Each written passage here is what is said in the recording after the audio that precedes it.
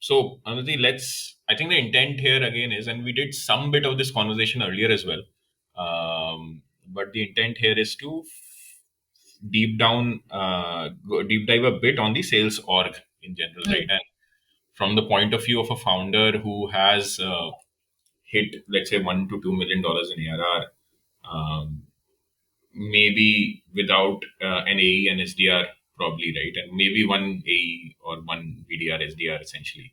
And then how to think about the sales org from the get go. Hmm. Hmm. So you can actually start with the various sub parts of the sales org, right? Everyone knows about SDRs and AEs, but probably they don't appreciate support, sales ops, pre-sales, sales engineering as much.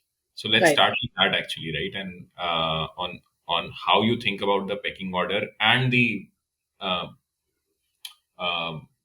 and the order in which one should sort of build these orgs. Got it. So, okay, just from a sales org standpoint, that's the first part. Okay. See, one thing before I even start out about the sales org, I think one needs to understand. I think most founders, once they get to 1 to 2 million, they have to see how fast they've grown. Right. For example, at Charge B, we saw the first 1 to 2 million was very slow growth. And it didn't really warrant a very senior sales leader coming and setting up the whole inside sales team at that point. But the minute we saw that the growth rate was getting to, hey, we might hit 100% year on year growth this year because the demand is picked up, and that's when you make sure that you hire your sales leader who can then come and set up the team and make those decisions in terms of, okay, what's critical from a sales org standpoint, right? So that's important to note. And that's what we did at Charge B as well. Whereas at Vati, one thing we did was we hired a revenue owner. We weren't sure if sales was the way to go or partnerships was the way to go. So that's another decision sometimes the founders need to make in terms of who are you selling to from a size standpoint, SMB enterprise, right? Is it a sales motion or a partnership motion that's going to get to fastest growth for you in that initial stage? So those are decisions and things that you might want to consider before setting up the org. So, let's focus on the sales org. Let's think about it as the sales motion is the way to go, and assuming that, I would say hiring a senior sales leader. And I'm not going to get into the nuances of the designation because that's really irrelevant. You need someone who's really hands on, can roll up their sleeves and do the job. So, and So someone you who's, sorry, go on. So, yeah, so you would want them you would want them to be someone who are okay selling as well, right? Owning the quota as Absolutely. well. Absolutely. So owning a quota is one other decision you can make, but at least someone who can get into sales conversations and help the AE close the deal. Because a lot of these senior sales leaders won't have time to do both building the team, building playbooks that are repeatable, and closing deals. But what you want to look for is someone who can actually get into sales conversations if needed and close deals and help the AEs, because you're not going to be able to hire very experienced AEs because they're very expensive resources. So you want this person's expertise in those deals that really need that kind of a assistance from the seasoned sales leader. So I wouldn't necessarily say they need to have a quota, but I would say they should be able to help their AEs hit that quota. Got it. So you're basically saying that hire a senior salesperson rather than, let's say, an experienced AE. Find AEs who are willing to learn and are hungry, and help this salesperson augment those AEs. Got it. Yeah. Absolutely. Enable them and empower them and help them hit that target. Because one person cannot have a quota unless you're hiring at a manager level. Then that's okay. Then you can consider that. That's why if your growth is not as fast, right, and you're hitting your 1 million very slowly and steadily, especially in a climate like this, maybe you can make do with a manager who has a quota as well, and then helps builds a team of 1 or 2 people. But if the growth is high and you really want to see that scaling in terms of teams, then you want to hire a director slash VP kind of level of a sales leader who will not have a quota but will really focus on building out the team and building the playbooks. Understood. Super helpful. Super helpful. Got it. And so now we have a sales leader and, let's say, an AE or two AEs or whoever, right? Um, what are the other sort of parts of the org one should think about? And when I say org, as in the sales org, right? I mean the ancillary functions within the sales org, ops, support, maybe even success, right? So how to think about those, and what again are good trigger points, or from a timeline standpoint, good. What could be a good time to essentially start hire? Think about these functions and start hiring. Right. So, great question. And I would say, even before the sales org or the head of sales that you're trying to hire, I would hire a support team first, because you have hit your 1 million and you want to make sure that those customers are happy. You learn the most from your initial 1 million revenue paying customers, right? You want to keep them happy, you want to retain them, and you also want to learn from their experiences. So, that is really critical. And I also think, so which means support will be the first org that I would hire. And again, depends on if you're SMB, which means high volume, so your support team will look larger. Whereas if you're catering to an enterprise ICP, then your support team will be a much smaller but good ones, right? Because the enterprise ready product would be very complicated, which means you really need to invest in your L2 L3 kind of resources in support right away. So that would be my first org that I build out even before the sales. And then once that is ready, then you want to make sure that you hire your sales leader who can. And if you ask me, I'm a very data driven leader, so I would first build out the sales ops team, because they will help me also understand and crunch the data in terms of capacity planning. So, for example, I have a target, and mostly at this stage, most founders are looking to grow 100% year on year at a minimum. If you've hit 1 million, you want to be at 2 million next year, then 2 to 5 million, and so on and so forth, right? So, in that case, you have the revenue target in mind, and you want to work with your sales ops person. And here I'm talking about someone who's very good at data and reporting, even before you get the CRM and things like that. But you want to figure out your capacity planning. You want to figure out how many AEs do you need based on the target, and how much would the quota be. Then how do you map? Do you need SDRs at this stage? Because if it's high volume, you want your AEs to only focus on good quality leads, which means you do want to invest in SDRs. Where do you want to hire them? Do you want to hire them in market, or do you want to hire them in India, right? Where you have plug and play resources and much cheaper than say in US or Europe. So those are things to consider, and the sales ops person is really critical to help the sales leader make those decisions. Got So it. And that would be the next step. Yeah. And just on the profile of the sales ops function, right? I mean, a lot of people tell me sales op, rev ops leader or the sales op leader, and earlier on maybe the sales ops, not necessarily a leader, but the person you hire is often like a chief of staff to the senior sales leader that you have, right? So, Right. what is the background and what are the skills one should look for when looking for a sales ops leader, particularly at an early stage? Maybe at later stage you get more experienced folks, maybe more specialists. But in early stage, when you have limited budget, how do you think about that? See, one thing is sales ops folks I have seen from coming from different backgrounds, right?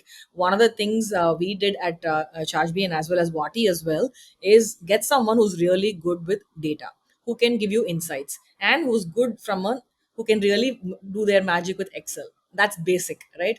And you can always guide them in terms of a seasoned sales leader can work with a fresher kind of a sales ops person, as long as they know what insights they're looking for. So it depends on the sales leader as to what kind of sales ops person you need. You don't have to get a manager even. You just need to get an analyst who can crunch the data and tell you, because the leader knows what they're looking for and what data they need and what insights they can make as well. So I would say at this stage, an analyst would be great. Someone who's good at Excel and who can push out information that the sales leader can make decisions based on. Understood. Understood. And do you have a template almost for interviewing your sales ops folks? Yeah. What do you look? Yeah, we have. I mean, when I say template, it's see, one, the good news is 5 years ago we didn't have any sales ops person in India. Okay, Yeah. but now when I go out and see there are enough folks who have done sales ops. So there are plug and play resources if you look hard, right? But having said that, you can also hire folks who've done analytics, right? There's a lot of people have done product analytics or sales analytics or revenue analytics, and there are different terminologies and designations I've seen, but the capabilities and the skill set you need is pretty much the same. So you can get any of them, teach them the basics of sales metrics. The good news is sales is pretty simple from a metric standpoint. So you know exactly what you need to track. And for the initial stage of capacity planning, you just give them a data set and say, hey, I need this data, do this pivot or do this, and I can make the decision. So it is not that hard at this stage to hire someone. I would say what we lack in India right now is when you get to a mid-stage company where you need a seasoned RevOps leader. That's something that's I feel is still missing in India.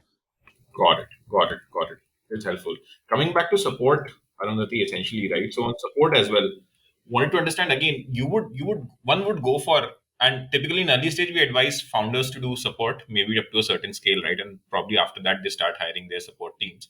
So again, you start with junior people here, or you start with, again, maybe let's say a support leader minus two sort of a person from the get go who sets up processes a bit and then go from there. Right. So I would suggest hiring junior folks first, and directly being managed by the founders, because the founders would have started doing the support, doing support and also heading the support. So in the first 1 to 2 million, you don't really need a leader per se. Again, depending on the volume of customers. Yeah, if you're SMB focused, I would hire a manager at least, because then the volume of tickets and how complicated the onboarding process is and things like that, because you don't have a CS team yet, which means this team is not just reacting to issues but also helping with onboarding, which is very very critical for your customers to see value as soon as they close a deal, right, with you. So I think it's important to invest, definitely depending on the volume of customers. If it's very very high value enterprise deals, then I would say the team would be small, and I would still say the founder could head the support team and really get them to help. But other thing I have seen is we've also had all teams, anyone who onboards with Chargebee or Wati, look at resolving support tickets to just understand the customer sentiment. What does it take? What are the kind of questions prospects also, because even prospect questions go to support, are asking, and that really helps in getting them on board and ramped up, because that gives them the actual real world experience with that particular business. Got it. So you can Got it. also double up and use your ramping up resources, because they're really not doing anything with revenue at that point. So you can actually use them for support, and that's always like a good pipeline for the support team. Got it. Got it. It's super helpful. It's super helpful. And again, so now let's say we have support, we have a sales leader, and we have a sales ops person. Mhm. At what point one starts to think about customer success, right? Beyond just support, right? At what point do you start thinking about, so success has different parts, right? There is support, then there is strategic accounts, there is implementation, whether it's an implementation heavy product or not. You Right. have to manage churn, NPS, CSAT, bunch of things, right? So at what point you Yeah. start thinking So of I support as a have more, seen, yeah, success yeah, as a yeah. more holistic So function, basically. Yeah. got it. See, I've seen companies invest in customer success once they hit about 5 million, okay, in revenue. And again, right, if you ask me, I would say if you're SMB focused, then definitely your, leaky bucket would be an issue, which nobody knows how to solve for. So I would say start investing in customer success, because a support person cannot do this. A salesperson does not have the time to look at it, right? Somebody has to focus on the retention part of it, even more than expansion and growth. The first thing you want to arrest is churn, and also focus on retention. So I would say the minute you hit 2 to 3 million and you know your demand, right? If you're going to grow 100% year on year, start investing in it, and at least hire 2 or 3 CSMs who can handle. For example, the industry benchmark is one CSM can handle up to 1 to 2 million value of revenue portfolio customers. So I would say, and if it's SMB, I would say 1 million. If it's enterprise, then 2 million. And so they have high volume customers that they can onboard and also focus on retention. And that would really help. So I would say I would invest in them as soon as you hit 2 to 3 million. That's the right. I Got think it. that's the sweet spot. Got it. Got it. And there, how do you think about the profile again, right? I mean, again, more experienced people as customer success folks are, again, this seems like a role which a generalist can do as well. But how do you think about that as you build that team, right? Again, I mean, you don't have money to, at this stage, to hire more senior Yeah. folks. Yeah. Yeah, I have a slightly different thought process in retrospect. Okay, when I built out the CS team at ChargeBee, we didn't have plug and play resources. Nobody knew what customer success was, including me. I moved from sales to CS, right? So I'm like, okay, what kind of person would be good for customer success, and what do they really need to be doing at that stage of the business? So I would say looking back then we hired anyone from marketing or sales or support background, and we learned that we spent a lot of time training them on how to be really proactive and talking to customers and really selling value. So one thing I would do now at Vati, which I've done, is I'm hiring rock star CSMs. I'd rather keep the team lean. I'm okay to invest in them if they're slightly more expensive, but I can keep the team lean. I know that these guys will come and take over and help retain and expand customers from day one. So that's the smart thing to do right now, when every business is the investors are telling businesses to really cut back on their budget. I would really get more bang from the buck in terms of getting more stuff done from a smaller team. So early stage, I would really invest in highly qualified CSMs and sales reps, to be honest. Got it. And what to look for in the CSM then, Arundhati? So one part is profile, and then when you interview, how do you check them for the right values? Because this will be a very value. Both sales and this are very very value driven, culture driven sort of works, right? So would love to understand that as well. See, from a CS standpoint, you want to look for two or three things. One is they had experience being customer facing, right? Really important. If they've not been a CSM beforehand, right? If they've been a CSM beforehand, you can get for reference checks, and you know that they are a good CSM. In terms of, have they done onboarding? Are they proactive in nature? Do they have a consultative approach to customer problems rather than a support kind of a mindset, which is more reactive, right? So those are things you can, if they're plug and play resources, all these are ticked off, and you can get that done. Reference checks are huge at an early stage. I would do a reference check for every hire I do, and not just for senior hires, because that's the best way to understand, because anybody can ace an interview, so that's really important. And secondly, I would also look for, I've also had good success with consultants who are coming from a services background, especially for enterprise or mid-marketish ICPs, because they are already used to that kind of experience from their other vendors. So you want to make sure you're on par and not really putting freshers in front of these customers, because these are very big customers. So it's really important to understand who are the kind of customers you're selling to, and then accordingly. So at ChargeBee, we segmented our customers as SMB and mid-market and enterprise, and we had equivalent experienced folks. So for SMB we had 2 to 3 years experience, and 5 to 8, and then 10 plus experience for enterprise. So you can also map them that way, so you kind of keep a balanced team structure. Oh, enterprise was 10 plus, so quite senior essentially. Absolutely. We also hired, also important where you hire them. For example, if you have in market, I mean, if you have customers in the US or Europe, and that's where your biggest base is, you want to hire in market at least one or two. Again, depending on the portfolio size, right? If you have 2 million value of customers only in the US, then you want to hire at least one in market, because that local flavor, the ability to quickly fly down and meet a customer, right? All those things really go a long way in terms of setting up that relationship with those key customers. So I would definitely also look at geography and local flavor while hiring. Got it. Got it. This is helpful. Um, But again, I mean, I've seen Indian companies shy away early on from hiring CSMs in the US. So you would suggest US hiring of CSMs even for companies that are focusing, let's say, on SMBs, more sort of easily onboarded customers, high velocity. Even there, you would suggest to have CSMs in the US from an early day, from early Not from really. Not really. For SMBs, I think it's more than enough if you have. And even now, and for SMB customers in the US are very, very, if they have been in the SaaS, kind of. So for someone like Sharbi who's selling to B2B SaaS companies, they know the playbook right now. They know the India advantage, and they know that they're going to get a CSM from India. To be honest, the expectation from a CSM is also less if it's SMB and a small ACV kind of a product. But onboarding would be very, very key. So that's where the focus would be for an SMB kind of a product. So that is where I would, even in my interviews, I would focus on how do you, they should have slight experience in project management or program management, because onboarding is a little slightly different from what happens post onboarding from a CSM standpoint. So I would focus on those kind of skill sets, if that's what moves the needle for me right now at this stage. Got it. Got it.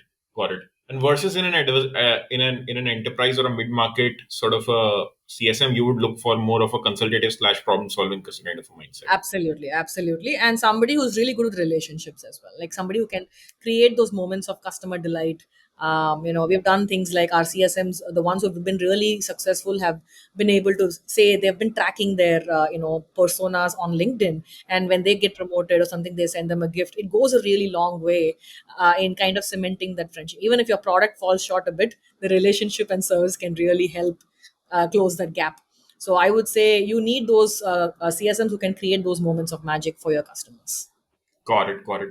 And support from day zero, or rather, let me ask this the other way. Right now, you don't have a CS leader from day zero, right? Typical, very often CS support will end up reporting to a CS leader, right? Right. So at this stage, you have a couple of CSMs, you have a sales leader, you have the support team as well, you have the A's, BDRs. Who all will they end up reporting to? Because for founder, otherwise, this becomes a very, very large span, right? A's, Right. BDRs obviously report to the sales leader, but what about the others?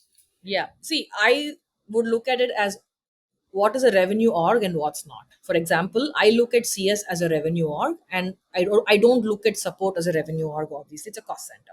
So I would club the sales and CS under one leader or a founder, or and I would put support, onboarding, implementation, if at all you're investing in that. Again, depending on the size of the product and the complexity of it, under another leader. But having said that, at that 1 to 2 million stage, I would just club it under a founder. I would put support under a founder, or even product for that matter, product leader for that matter, and then put sales and CS under the revenue leader.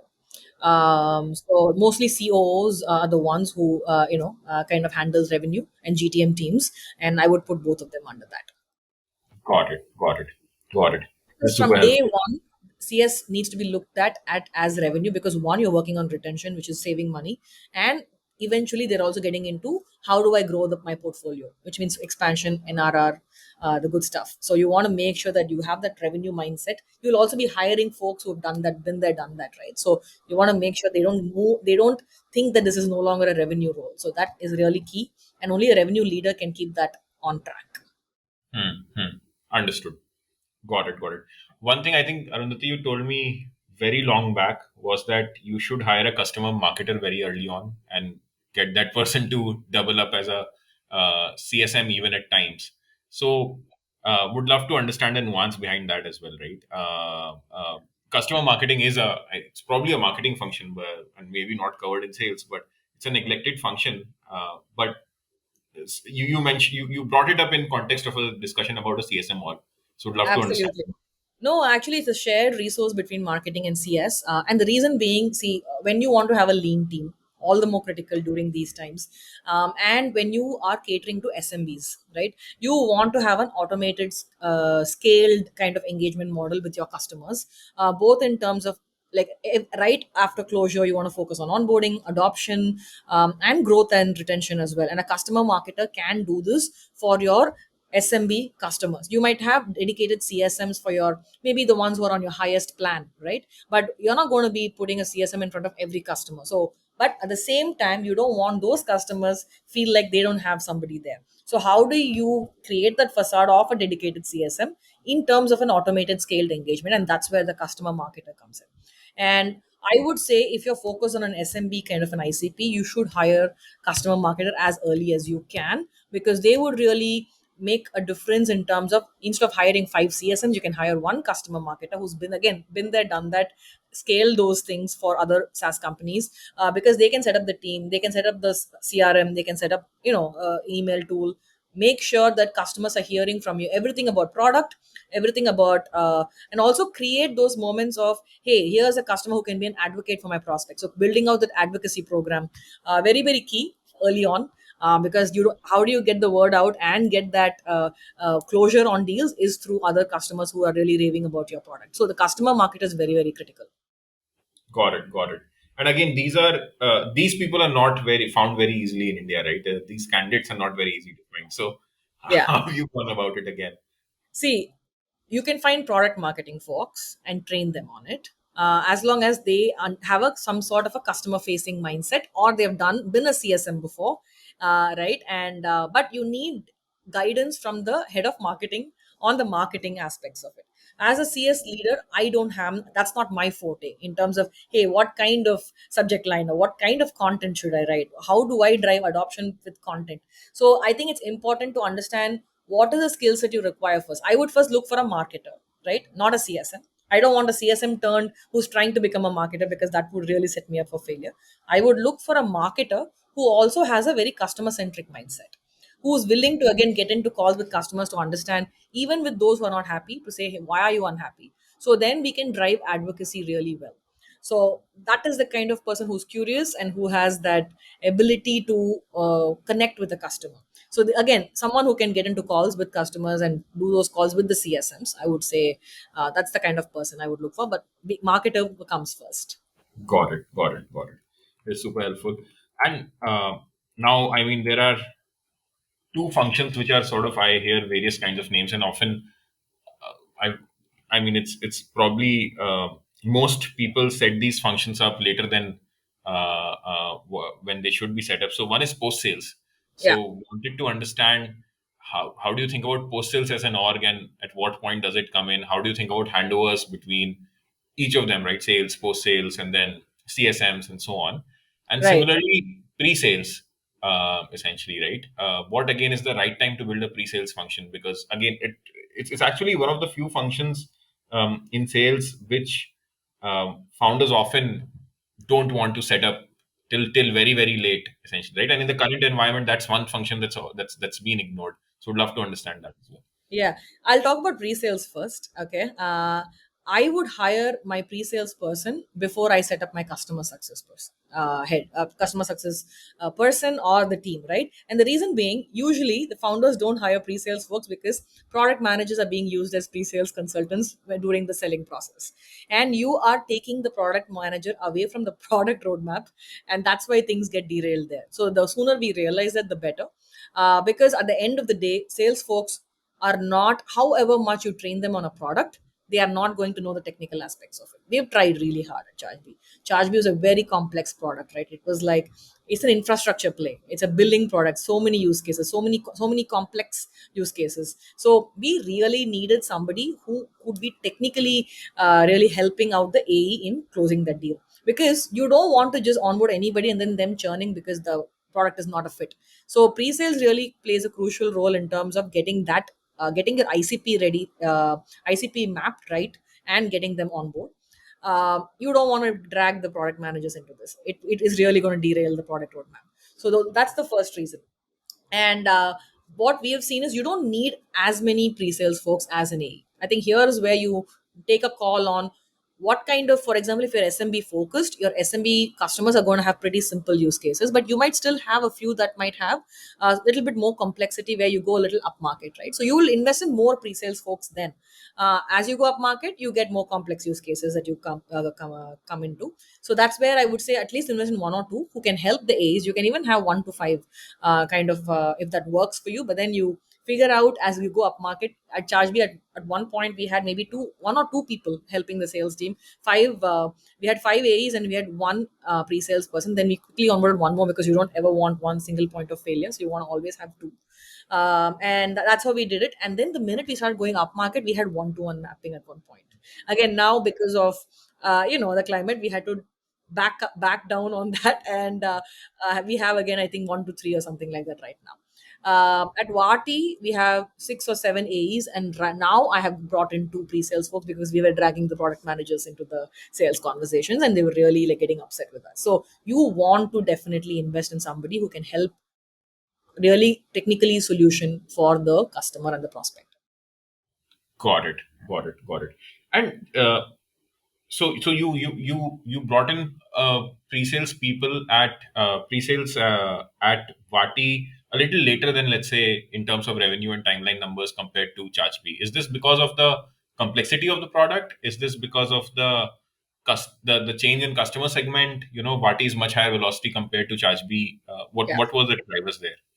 No, I think here was a case of first time founders who really didn't know what each role does in a SaaS organization. When you've seen that, done that, when you've seen the scale, you know that, hey, here is where you bring in a pre-sales person and not drag the product manager. That was a, for me, it was easy to see because I've experienced that at Charge B where we built out a beautiful pre-sales team. So I think that's where, and we were also having the head of CS come into pre-sales calls. So really, basically anybody who was good technically was thrown into that role, not knowing what to call that role. Right. So I think it's a question of ignorance, I would say, more than anything else for first time founders. But this is exactly what that pre-sales person solves for the technical aspects of the technical wins, which is really key to get your the right ICPs on board. Then your leaky bucket problem won't be that much of a problem. Got it. Got it. Got it. Got it. But I And will what? also say one more thing: Yeah. if you're PLG and not very sales oriented, you might not want to invest in pre-sales very early on, right? Let's be clear about that. If you're very PLG focused, even sales folks come later. It's product led growth. But I would still say that for your once you start having, you're going into pricing iterations, you say, okay, add a higher plan, and that's when you start building out that motion. Understood. Understood. Wonderful. I think we can spend time on post sales, and then if there are any tips or tricks you have, right, which founders can use essentially um, to sort of sidestep a few of these things, or make not make very obvious mistakes. Would love to understand that. Yeah. Post which we can spend time on how to measure each of these folks, right, in these early stages. Absolutely. So by post sales, I'm guessing I'm talking about implementation, professional Yes. services, and onboarding, right? Yeah. Okay. So see again, PLG, you don't really see this function built out early on, and Vati is an excellent example of that. But what we've realized is now looking at the leaky bucket issue that we have, we are seeing more than majority of like 50% of the churn is happening early on, which means we really need to focus on arresting that churn early on, which means on implementation, onboarding, whatever you want to call it, has to be prioritized. We are throwing more hands on deck here rather than in the CS kind of an team right now. So even at ChargeB, what we did was we saw pre-sales folks, which was built out earlier, doing both solutioning during the sales process and also helping with implementation post sales because we had the bandwidth back then. Then, when they were struggling, when we had more growth from a sales pipeline standpoint, we moved that to CS, where CS was doing onboarding and implementation plus CSM. But what we realized was CSMs don't have the technical expertise to set up the do the entire setup and implementation of the product for the customers. Plus, the skill sets you need from a CSM is more consultative, whereas from an onboarding it's more project management ish, program manager ish, right? Someone who can really keep the clock ticking, then get the job done, push it, and then work on the next project. So it's very different skill sets. And if you have an early churn problem, if retention is a problem, if your product is pretty complex, you definitely want to invest in an implementation slash onboarding team early on. I mean, now you have huge softwares. It's created a category now for the onboarding part and professional services part where we see that really coming up because that is, people realize it much later in retrospect that, oh, we should have really focused on onboarding early on. So I would say, even if you want to have CSMs double up as onboarding, then hire more technical CSMs early on so that they can do both. Or use your pre-sales folks if you already have. Who you have first, get them set up because you can do either depending on what kind of resources you're hiring for pre-sales or CSMs. Don't drag support into this because support really wants to focus on reactive solving of issues. Got it. Got it. No, the thesis was helpful. Now, if I go back and take all of these five, six functions that we discussed, and again think about measuring these functions, right, or measuring the performance of each of these folks, how to think about that again at an early stage. For sales, it's very clear, right? I mean, AEs, BDRs, there is quota and there is how much quota you have met, and for BDRs, it may be if it's outbound, the pipeline that you have generated, and so on, right? What would it be for let's say these functions, right? How would you assess an ops person or a CS function person, and pre-sales or a post-sales person at that sort of an early stage? Right. See, an ops person is hard, but usually what we have measured them as is the performance of the sales team. So how you gauge the performance of a sales leader, the sales ops person shares that with the sales leader. So we have given them, we have even given ops people variable at ChargeB, saying if the team attains their target, because then they're really incentivized to help the team with both from a CRM setup, and that really takes a lot of their bandwidth, plus reporting and data, and giving insights back to the team saying, hey, look, here are your AEs, this is their performance, here are the ones struggling, here are the ones whose sales cycles are much longer than the others. These are all insights for the leaders and for the team to learn from. Here is someone who's no matter how much pipeline you give them, they really win, so give them more pipeline. Right, I know it's this really helps leaders make decisions, and the overall team's revenue really gets impacted. So I would gauge an ops person's performance based on the overall team performance. For pre-sales, I would look at how many wins have they been able to influence. How many, first of all, how many deals had a needed a pre-sales touch, and of that, how many, what is the win rate, right? And then what is the churn post 3 months? So that would really help me determine their success, and the ROI from them. uh, from a support standpoint, it's pretty straightforward: CSAT and NPS, I would say, but CSAT mainly, and the first resolution time, things like that. But see, support is very critical. There has to be someone that you can reach out to and say, hey, how do I do this? So I would say CSAT would be the most basic score at that point. And customer success, retention, and expansion. So NRR as a metric would really help me understand. Initially, you're not going to really at 1 to 2 million. I don't think founders really make have a major priority for expansion, but at least retention should be the goal. Got it. So CS holding retention, I know that was the case in ChargeBee, but you have seen that at other orgs as well. So Absolutely, absolutely retention. So at Vati now, I mean, we are a little sorry, I ahead. meant NRR. My bad. I meant NRR. Retention, though definitely I mean, but NRR, right? NRR comes into play. I'll tell you what, right? When I built out the team at ChargeBee in CS, nobody spoke about NRR. Our head of finance was teaching me what NRR was. And I was like, why isn't anybody looking at it? So I had to really spend a lot of time learning and educating the rest of the organization on what NRR was. And it was a very fun journey for me. But the thing is, you want to know the health of your customer base. And I also realized, sitting in those board meetings with different investors, was the first question they asked was, what's your NRR? Because that tells them the health of the business. Yeah. And so then that's how I learned how important a metric it is from an investment standpoint as well, right? Hmm. So we made sure that, okay, let's focus on this. And but the first priority was always retention and then expansion. And then Hmm. when you have both, you have roles focusing on retention and expansion, it's like magic. You are able to bring down the churn as well as grow more. And that's Hmm. when the NRR shot up at charge. Similarly, at Vati, now I'm running that OKR Uh, for NRR, because I want to make sure that we're looking at it as both ways. So, for example, if I've had too much churn in one particular month, I really optimize for expansion, hmm. and vice versa.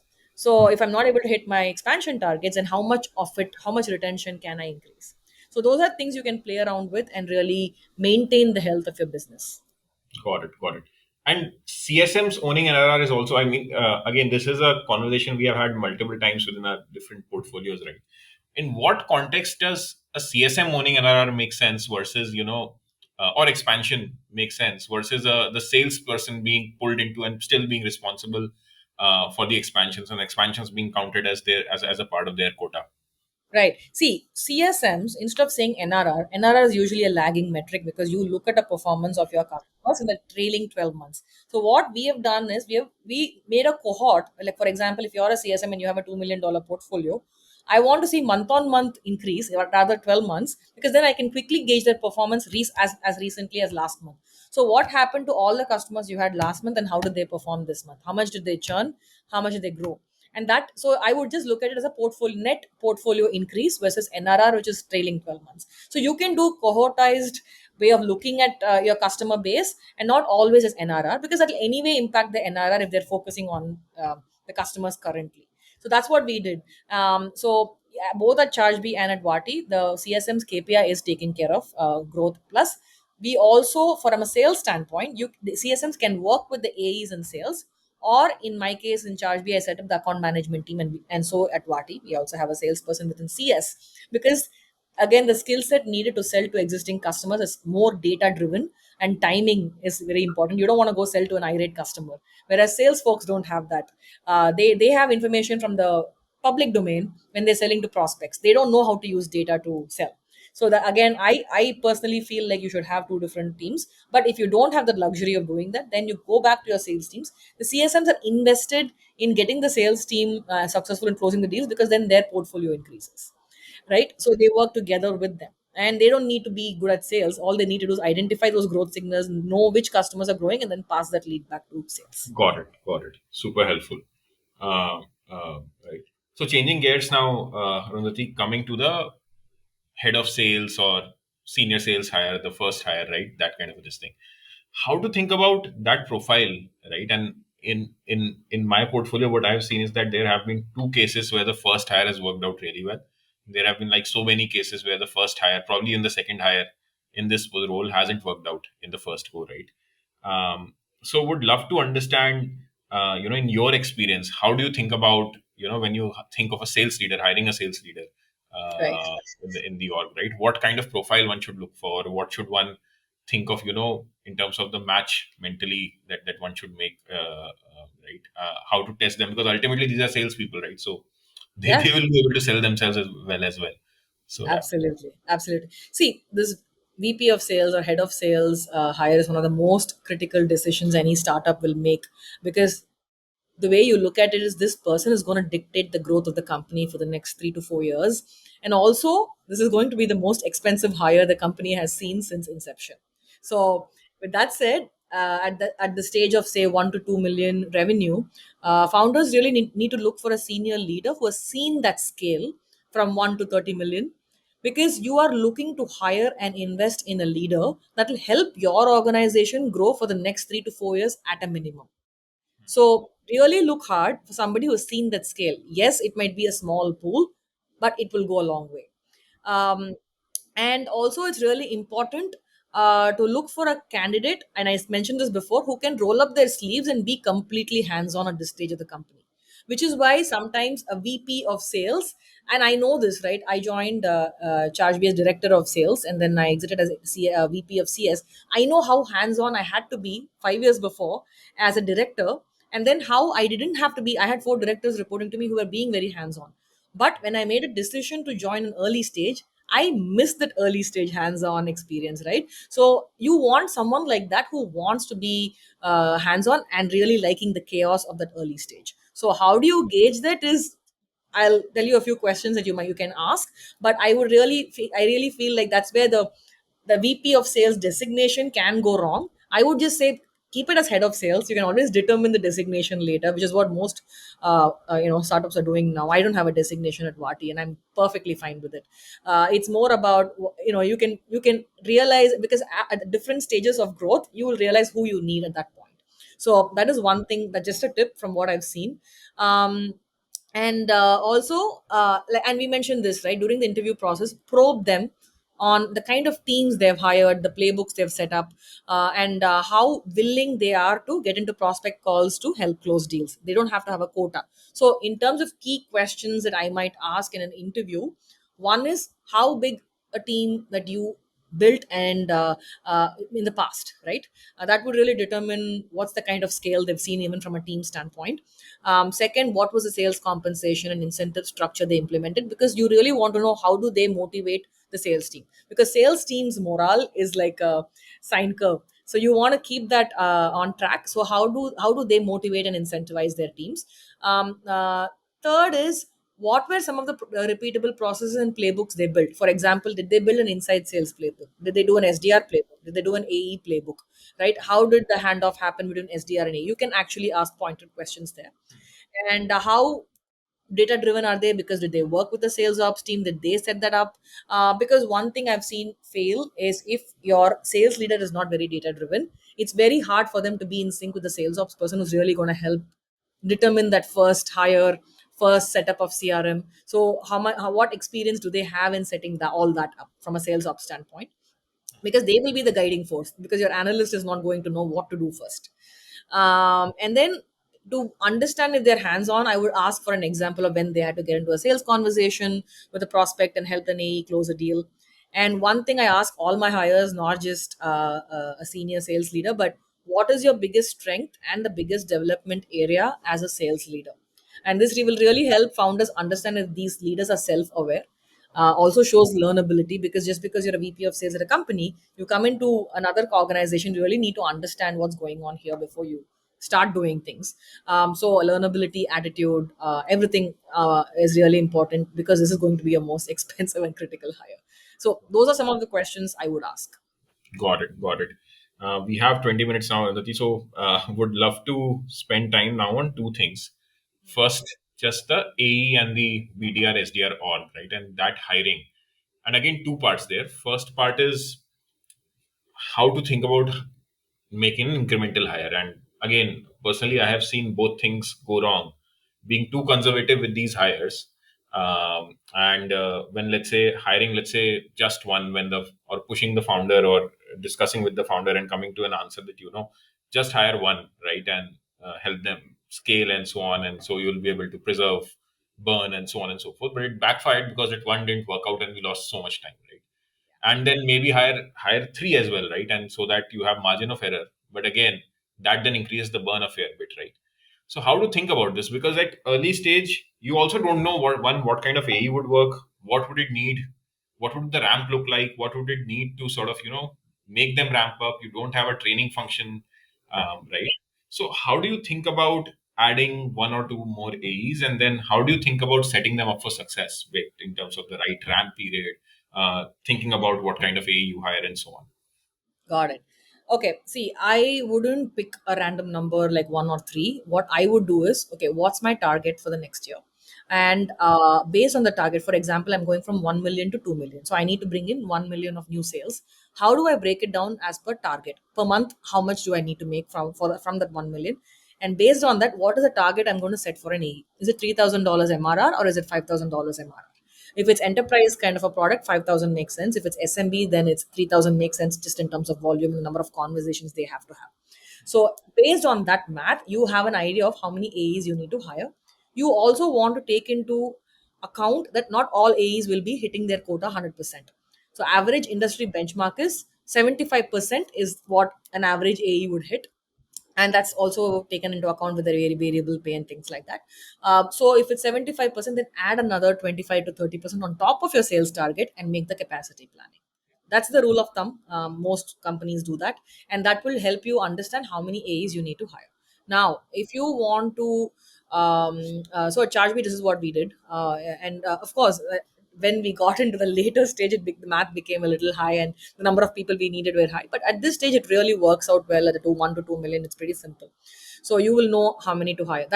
Just follow that math, and you will know. Secondly, the other thing I have done in CS with account managers, right? I did not do that. What I did was, I also hired rock stars who are performing at sometimes even 200%, and we made the accelerators great. We said, if you're going to hit 200%, I'll pay you 200% of your variable. So what happened was, they were really the ones who really were good were fighting for pipeline. So if you want to keep your team lean, see how you can play with sales compensation and accelerators, where the one who's performing at a much higher rate, you give them more pipeline and they'll close more. So that's the other way to go to keep a team lean and not really map it exactly to the target. That's the other way to go. But you have to assume that in sales, that 75% is the average target, is what they'll hit. So that is one. Second, how many SDRs? So that is for the AEs. How many SDRs you need? Benchmark one to, I would say, one AE to three SDRs makes sense. Again, how many demos do you want the SDRs to qualify for the AE to hit their target? Is the math. It's just reverse Got it. engineering Got it. and math. And there in market and in India hiring again, how do you think about that? Because again, I've seen both, right? Both work and both fail. Where SDRs are in India, AEs are in the US, vice versa, both in the US, both in India. All PNCs have worked, and all PNCs have failed. So, are there signals, or do you think it's just a function of how the leader is training their people that drives this? Yeah, I would say it depends on the business. Okay, if you really like I said, if it's very SMB, you don't need to hire in market. You can just go with the India team. But if it's like mid marketish and upwards, I would say invest in at least one or two AEs in the US. You don't have to hire SDRs in the US. what we did do is hire BDRs, who are basically the our outbound SDRs. When we Okay. started the outbound motion, that we hired in the US, because you, in order to get someone to pick up the phone and speak to you, needed to have the local flavor. If someone from India gave a call to somebody in their wish list, they never spoke to us, right? If it's inbound, it's a lot easier because they've already shown intent to buying your product. So that would be the major difference in terms of. Otherwise, I wouldn't hire SDRs in market. Got it. Got it. And then how to think about ramp, Arundhati, right? This is one thing which founders have taken 6 to 9 months to figure out. What is my ramp? And then how to crunch that ramp, and how to then make that ramp period sort of, repeatable, that unpredictable, essentially, for each incremental new AE. Yeah, and you're talking about the ramp period for each of these sales reps, right? Yes, yes, Yeah. yes. See, typically it's 3 months ramp. Okay.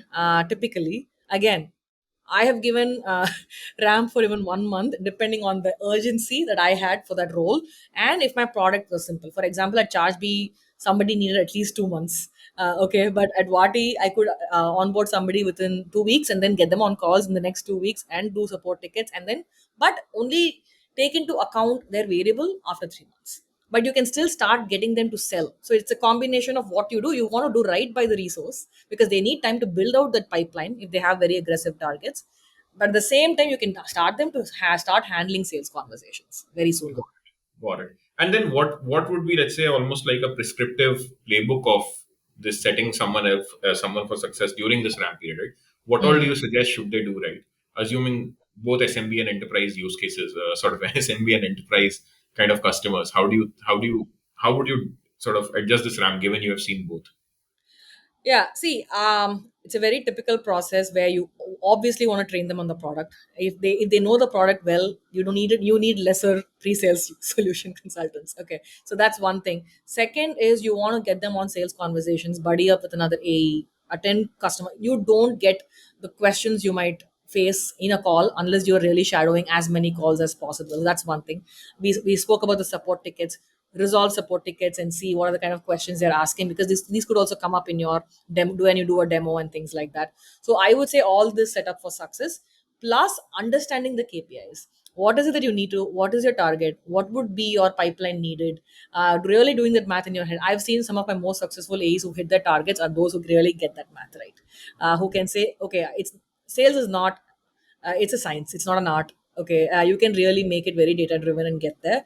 It's just about how you do it, and how you anticipate your pipeline. So those are things I would do. I would also get them to speak to marketing to understand the kind of ICP, because that is important as a salesperson for you to set up yourself for success. Understand who the ICP is as soon as you come in for that particular business. Got it. But you'll also need to set up the trainings and resources and learning function, essentially, right? Yeah, yeah, Um, Again, I yeah. mean, Not we at have this stage. companies from, sorry, we have companies from 2 to 10 million, right? Okay, I don't okay. think most of them would have a learning function as yet. So, would you advise, at what stage would you advise a learning function to come in? Yeah, see, what I've done both at Shashbi and Wati is hire a sales manager. So the senior sales leader hires a manager or a director who can really help in onboarding.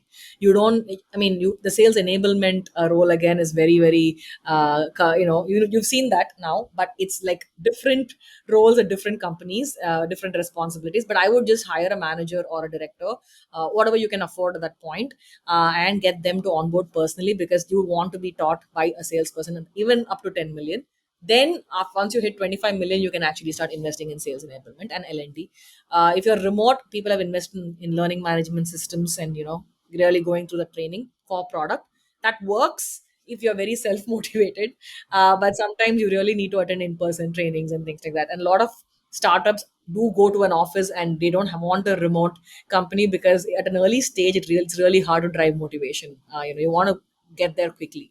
So it depends on the kind of business and the founders you have, I would say that. Got it. Got it. Last question on the team. Do you have a cheat sheet for hiring A's and BDRs? Yeah. See, one thing in all my interviews, I would check for communication. Okay, very basic. But you're hiring in India, for most likely selling to a US prospect, right? Let me be very, very like pragmatic here. So you want to see that their English is good, neutral accents. When you talk to them, are you able to understand them? Very, very basic, but trust me, it really goes a long way. We have hired BDRs who couldn't speak English well, and then we had to spend so much money on training them to speak English. That's such a waste of time, right? You please, that's why I say don't be penny wise, pound foolish. Really invest in folks who can speak well. That is one. And secondly, I also invest in people who are able to handle objections. See, as a salesperson, you come across different kinds of objections. You can really do a role play in the interview and say, okay, I'm the prospect, you're the SDR, what would you do, and ask a few questions.